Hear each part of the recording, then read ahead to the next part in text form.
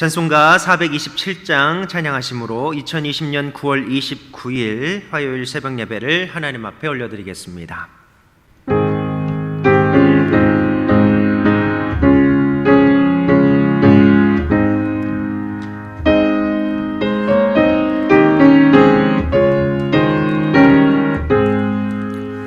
마음 가난한 사람 복이 있나니 천국이 그들의 것임이요 늘 애통하는 이 복이 있나니 그들이 위로를 받으리라.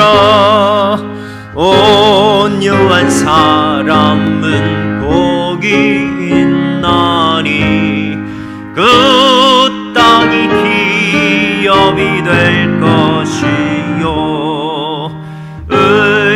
의사모하는 이 복이 있나니 그들이 배부를 것이로다.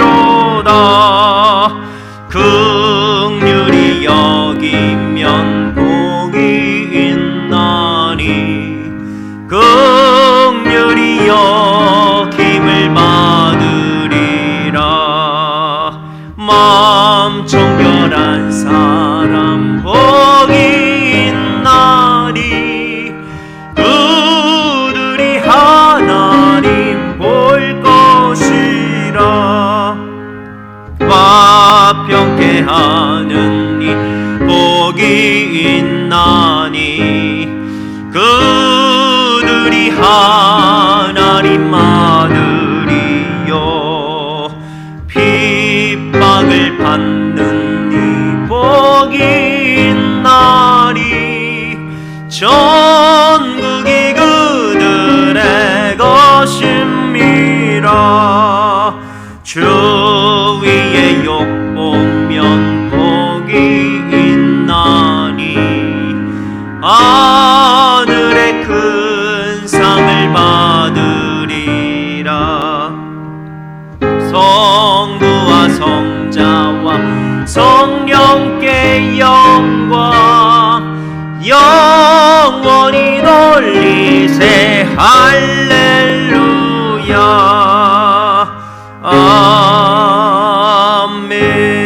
아멘. 기도하겠습니다. 하나님 은혜와 사랑을 감사합니다. 오늘도 새벽을 깨워주시고 새벽 예배로 하나님 앞에 나아가게 하심을 참으로 감사합니다. 이 새벽을 통하여 주님의 음성을 듣고 또 믿음으로 반응하는 새로운 교회 성도 되게 하여 주옵소서. 주님, 온 세상의 주님의 핏값으로 세우신 주님의 교회들을 깨워주시옵소서. 모든 목회자들로 성도에 이르기까지 주님을 믿는 모든 자들이 주님만 바라보게 하시고 헛된 것에 빠져 헛된 것을 추구하지 않게 하여 주옵소서. 주의 자녀들이 진리 안에 거하게 하시고 성령을 쫓아 살게 하시며 그것으로 참된 예배자가 되게 하여 주옵소서. 특별히 전 세계를 강타한 코로나로 힘겨워하는 모든 자들을 주님의 은혜로 붙들어 주시며 주님이 주신 지혜를 통하여 이 어려움을 잘 이겨낼 수 있도록 은혜를 베풀어 주시옵소서. 우리 새로운 교회를 사랑하여 주셔서 여기까지 인도하여 주심을 참으로 감사합니다. 세우신 담임 목사님 영육간의 강건함으로 붙들어 주시며 온 성도들 진리의 말씀 가운데 거하게 하시고 성령을 쫓아 살게 하여 주시옵소서. 특별히 우리 교회가 교회 건축을 진행하고 있습니다. 막힌 곳을 풀어주시고 열어주셔서 모든 것들이 잘 진행될 수 있도록 은혜를 베풀어 주시옵소서. 이 시간 주님의 말씀을 듣습니다. 이 말씀을 듣고 지나쳐버리는 자 되지 않게 하시고 말씀에 오직 믿음으로 순종하는 복된 인생들 다 될 수 있도록 은혜를 베풀어 주옵소서. 이 모든 말씀을 우리 주 예수 그리스도의 이름으로 감사하며 간절히 기도드리옵나이다. 아멘. 하나님 말씀 보겠습니다. 오늘 우리에게 주신 생명의 말씀 야고보서 5장 1절로 6절의 말씀입니다. 우리 한 목소리로 합독하겠습니다. 들으라 부한 자들아, 너희에게 임할 고생으로 말미암아 울고 통곡하라. 너희 재물은 썩었고 너희 옷은 좀 먹었으며 너희 금과 은은 녹이 슬었으니 이 녹이 너희에게 증거가 되며 불같이 너희 살을 먹으리라. 너희가 말세의 재물을 쌓았도다. 보라, 너희 밭에서 추수한 품꾼에게 주지 아니한 삭시 소리를 지르며 그 추수한 자의 우는 소리가 만군의 주의 귀에 들렸느니라. 너희가 땅에서 사치하고 방종하여 살육의 날에 너희 마음을 살찌게 하였도다. 너희는 의인을 정죄하고 죽였으나 그는 너희에게 대항하지 아니하였느니라. 아멘. 오늘 우리가 읽은 본문의 표제를 보면 부한 자들에게 주는 경고라고 되어 있습니다. 부한 자들에게 주시는 경고인데 1절부터 정말 살벌한 메시지가 전해지고 있습니다. 들으라 부한 자들아, 너희에게 임할 고생으로 울고 통곡하라. 아멘. 부한 자들은 앞으로 비참한 일들이 닥쳐올 것이니 그것을 생각하면서 울고 통곡하라는 말씀입니다. 즉 회개하라는 말씀입니다. 이 말씀을 읽고 스스로 좀 부유하다라고 생각하는 사람은 숨이 턱 막힐 수도 있을 것입니다. 이 말씀을 적용해서 나는 남들보다 좀 부유하게 살고 있는데 나에게도 앞으로 비참한 일이 닥쳐오는 것인가, 이렇게 두려운 마음도 들 수 있겠습니다. 조금 억울한 분들도 있을 수 있겠습니다. 지금까지 고생하다가 가난이 너무 싫어서 정말 애쓰고 수고하여 남들보다 좀 부하게 됐는데 오늘 본문에 보니까 그것이 문제가 될 수 있다는 것입니다. 또 앞으로 비참한 일들이 다가온다고 하시니 참 억울할 수도 있겠습니다. 본문에서 부자가 나쁜 사람처럼 묘사되어 있어서 물질 많은 것이 죄다, 그렇게 생각할 수도 있겠지만 사실 물질 자체는 선한 것도 악한 것도 아닌 것입니다. 오히려 하나님께서 특별한 하나님의 자녀들에게 물질의 복을 허락하실 때가 있는 것을 보면 단순히 물질이 많은 것이 죄다 이렇게 규정하기에는 상당히 어려움이 있어 보입니다. 오늘 본문을 자세히 들여다보면 이 본문이 말하는 부자에게는, 부한 자들에게는 이 몇 가지 독특한 특성이 있음을 알 수 있습니다. 어떤 특성이냐? 먼저 이 재물을 그들이 어떻게 모았느냐 보면 일 시켜놓고 품삯을 주지 않은 그런 방식, 즉 정의롭지 못한 방식으로 모은 것입니다. 그렇게 정의롭지 못하게 모으고 또 모아서 무엇을 했냐 보니까 재물을 모아서 썩게 놔뒀고, 또 옷을 모아서 좀 먹게 놔뒀고, 또 은과 금을 모아서 녹슬게 놔뒀다 하는 것입니다. 썩어 문드러지고 있는데 그렇게 쌓아놓고만 있는 것입니다. 그런데 그것을 사용하는 때도 있습니다. 어디에다가만 쓰느냐? 바로 땅에서 사치하고 방종하는 데, 즉 쾌락을 누리는 데만 그 물질을 사용하는 것입니다. 정작 하나님의 눈길이 머무는 그 필요한 곳에는 사용하지 않고 늘 자신의 욕심에만 채우는 것으로 사용하는 것입니다. 그러면서 자기의 물질적 이득을 위해서 죄 없는 사람들을 정죄하고 죽이기까지 합니다. 탐욕의 마음을 뺏겨서 자신에게 득이 된다 그러면 죄 없는 사람을 정죄하여 죽게 만드는 일을 눈 하나 깜짝 않고 하는 것입니다. 이 야고보 사도가 지칭하고 있는 이 부한 자는 지금 이런 악독을 행하는 자를 말하고 있는 것입니다.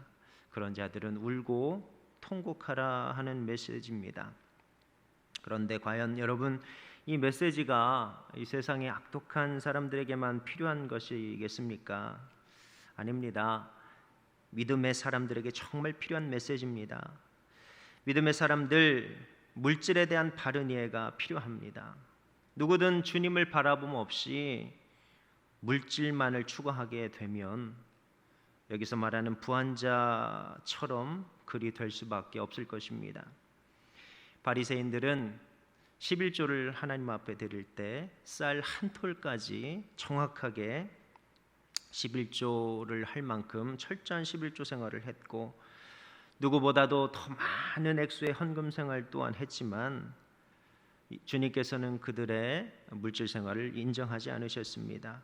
자기 의의를 내세우는 물질 생활을 했을 뿐 하나님 마음에 합한 물질 생활을 하지 못했습니다. 이 물질에 있어서 참 지혜는 우리가 바울 사도의 고백을 통해서 알 수 있습니다. 바울 사도가 이런 고백을 하지요. 나는 어떠한 경우에도 자족할 수 있다 하는 것입니다. 그러니 가난해도 감사, 또 부유해도 감사. 그것이 우리 믿는 자들에게 있어서 참으로 지혜로운 그런 물질 생활일 것입니다. 사실 물질이 많으면 무엇하겠습니까? 물질이 많은데 하나님을 바라보지 않는다면 물질은 타락의 도구가 될 뿐이고 자기 만족을 위한 것뿐일 것입니다. 물질이 많은데 하나님을 바라보면 그 물질에 대한 남다른 책임의식을 발견할 수 있게 됩니다. 하나님의 시선이 머무는 그곳에 나의 시선도 그리 가게 되어 있는 것입니다. 그러므로 물질이 많으면 많을수록 책임이 많아지게 되는 것입니다. 사실 물질의 복은 하나님께서 허락하신 복이긴 하지만 하나님 없어도 받을 수 있는 복입니다. 이 세상을 보십시오. 세상에 수많은 사람들이 하나님 없이도 부자로 살고 있습니다. 우리는 이 물질이란 것이 하나님만이 주실 수 있는 복이 아닌 것을 주목해야 합니다. 그것은 다시 말해서 최고의 복은 아니다, 이렇게 말씀드릴 수 있습니다. 이 구약 성경을 보면 하나님은 계명을 지키는 자, 하나님의 말씀에 순종하는 자들에게 복을 내려주셨습니다.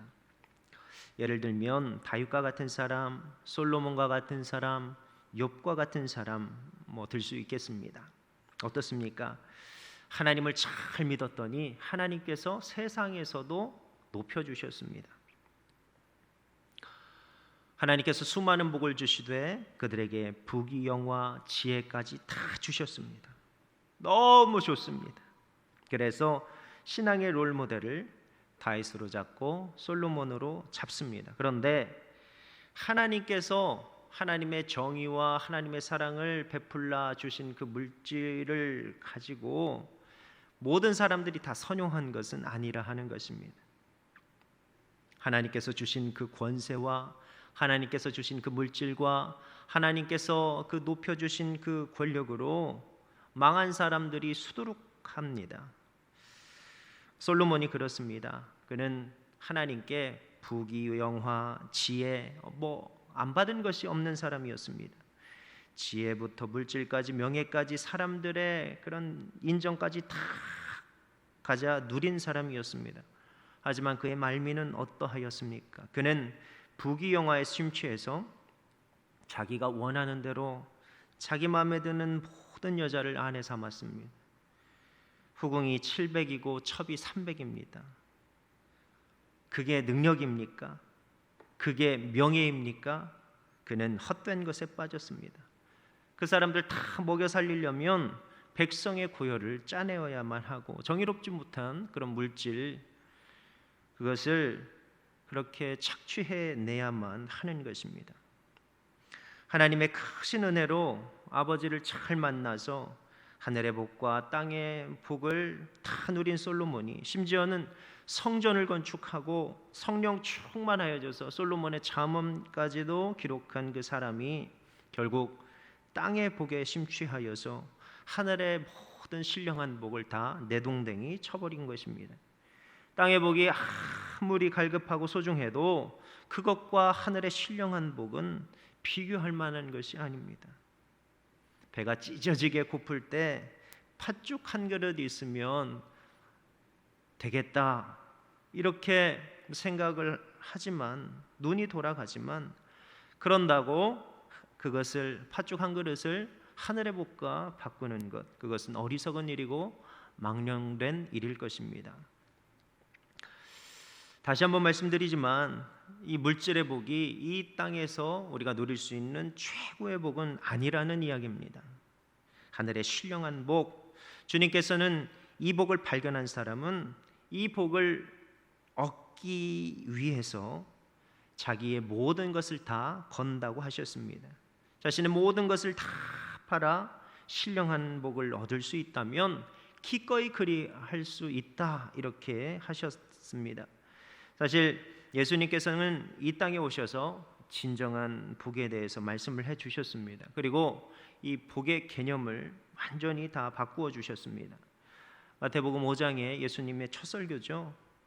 심령이 가난한 자가 복되다, 애통하는 자가 복되다, 온유함이 복이다, 의에 줄이고 목마름이 복이다, 남을 긍휼히 여기는 것이 복이다, 마음이 청결한 것이 복이다, 화평케 함이 복이다, 의를 위해서 박해받는 것이 복이다, 이렇게 말씀을 해주셨습니다. 부귀영화, 장수, 지혜도 좋은 것이긴 하지만 최고의 복이 될 수 없다는 것입니다. 예수님이 복은 이런 것이다, 이것이 진정한 행복이다, 이것을 누릴 때에 비로소 진정한 행복자가 된다, 그렇게 규정을 해주셨습니다. 왜 부귀영화 또 장수, 지혜 없이도 진정한 행복자가 될 수 있겠습니까? 주님이 이런 말씀을 하셨습니다. 나를 믿는 자는 죽어도 살겠고 무릇 살아서 믿는 자는 영원히 죽지 않을 것이다. 그러니까 주님을 살아서 믿는 자에게는 영생이 그 시점부터 시작이 된 것입니다. 그는 예수를 믿고 이후에 영생을 살아가고 있는 것입니다. 천국을 향해 살아가고 있고 천국을 향해 걸어가고 있는 것입니다. 주님은 천국을 겨자씨에 비유하셨습니다. 주님은 한 알의 겨자씨에서 한 그루의 나무를 보는 것이 천국을 살아가는 것이다, 이렇게 말씀을 해주셨습니다. 한 알의 겨자씨에서 한 그루의 나무를 볼 수 있다면, 또 한 알의 겨자씨에서 숲을 볼 수 있다면, 지금 현실은 겨자씨지만 하나님의 그 진리, 주님의 그 진리를 품으면 어느 시점에 큰 나무가 되고 숲을 이루게 됨을 볼 수 있습니다. 또 그 나무에서 현재의 겨자씨를 보는 눈을 우리가 키워야 할 것입니다. 그 눈이 뜨인 자만 천국을 살아가는 것입니다. 주님 안에서 천국의 보물을 발견한 사람은 세상 것이 중요하긴 하지만 천국의 보물과는 비교할 수 없음을 알았기 때문에 가진 것 전부를 팔아서 천국을 산 것입니다.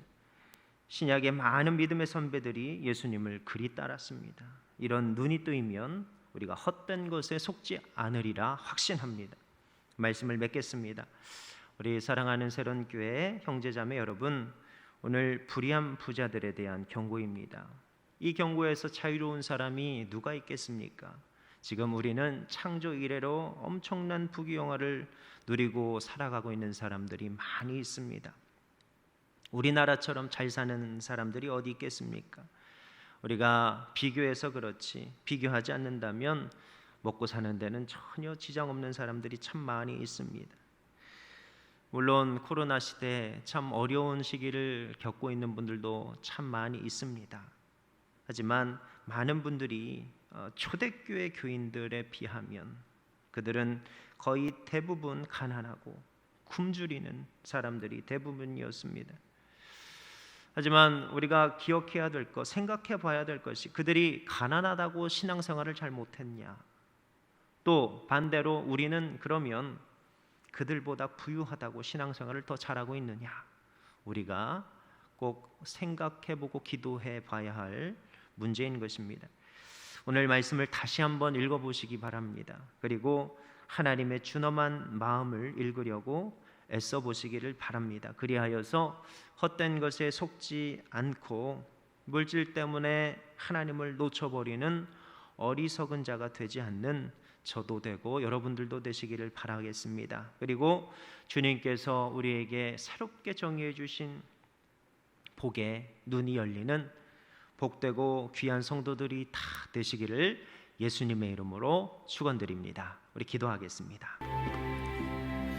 이 시간 7가지 기도 제목을 놓고 또 개인의 기도 제목을 놓고 함께 기도하겠습니다. 특별히 우리 성전 건축을 위해서 기도해 주시고 또 코로나 사태를 놓고 기도해 주시길 바랍니다.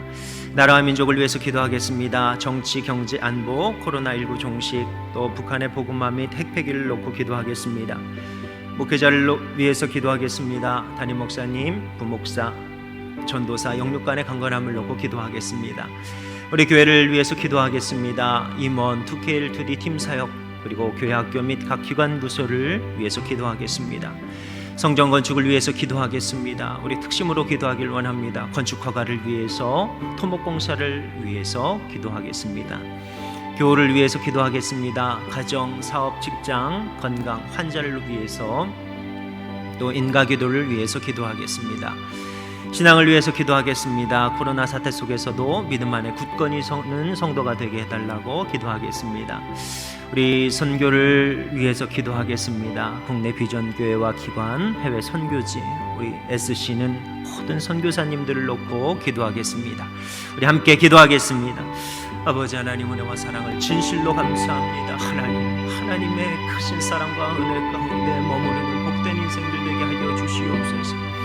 아버지 하나님, 나라를 위해서 기도합니다. 또한 하나님의 백성들을 위해서 기도합니다. 아버지 하나님, 어떠한 상황과 형편이 펼쳐진다 할지라도 하나님을 닮은 거룩함을 잃어버리지 않게 하시고 오직 하나님이 기뻐하실 그 일을 위하여서 우리가 목숨 걸고 뛰기를 원합니다.